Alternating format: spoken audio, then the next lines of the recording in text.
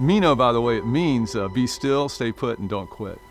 And Meno is the word that you find in John 15, where Jesus says, if my word abides in you, and if you abide in me, if you Meno in me, ask me for whatever you wish and I'll do it for you. Almost like he's saying, if those two things are happening, I dare you to try and ask me for anything that I don't already want to do for you. That's kind of the space that we're wanting to create.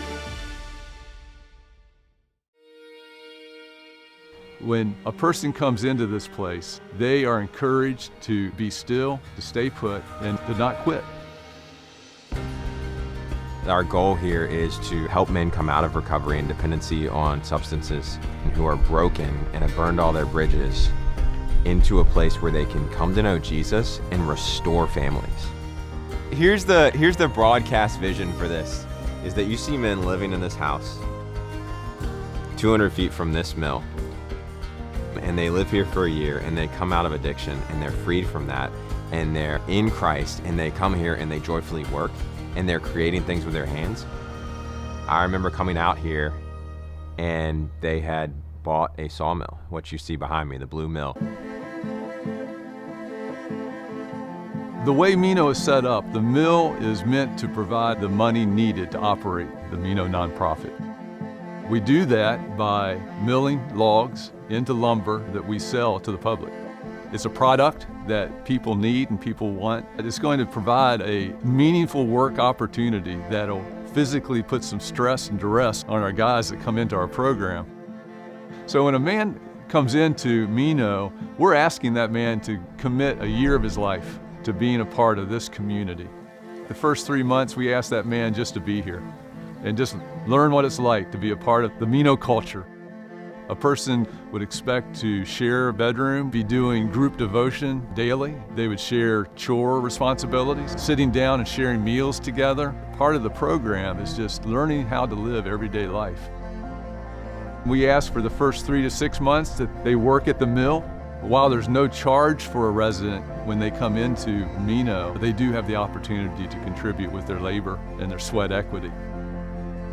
A lot of work that's done here at the mill, it's repetitive, it's physically demanding, it requires paying attention, it requires being a part of a team.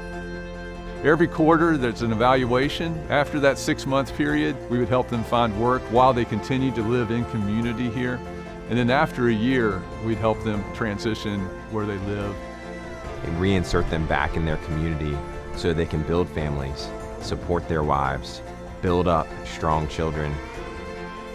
So when you say we have a men's recovery ministry, we actually have a family recovery ministry.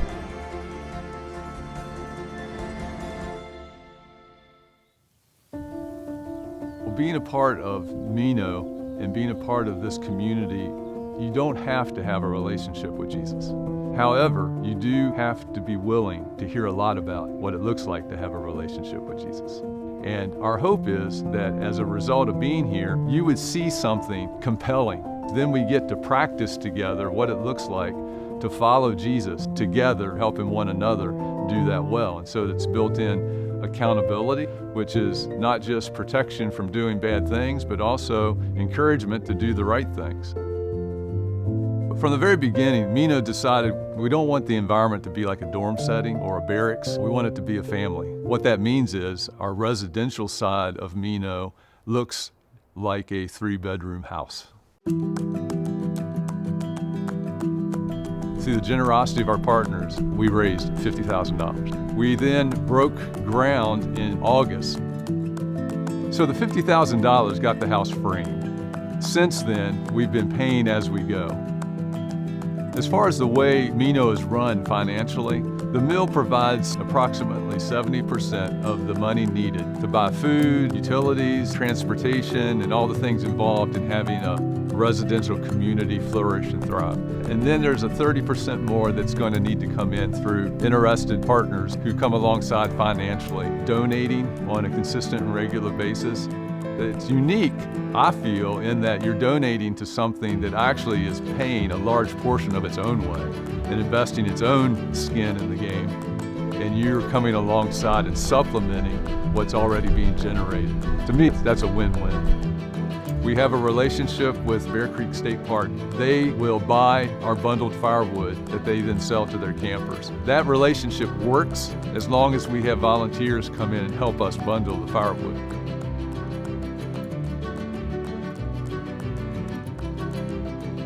There's always things to do on the house. There's been a crew that's invested extreme amounts of time and energy into building the house.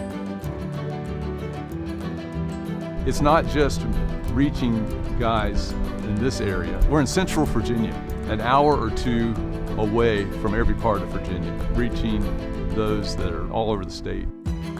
Our goal is to equip men with the gospel and also a reality that they can build things from a life where they've experienced everything burnt up around them.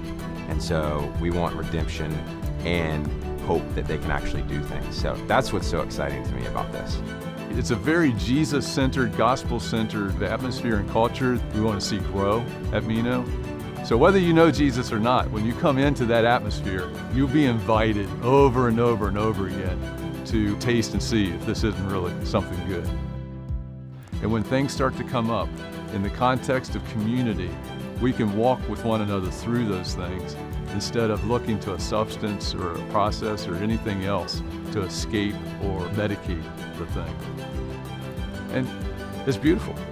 When that happens, when that takes place, it's a beautiful thing.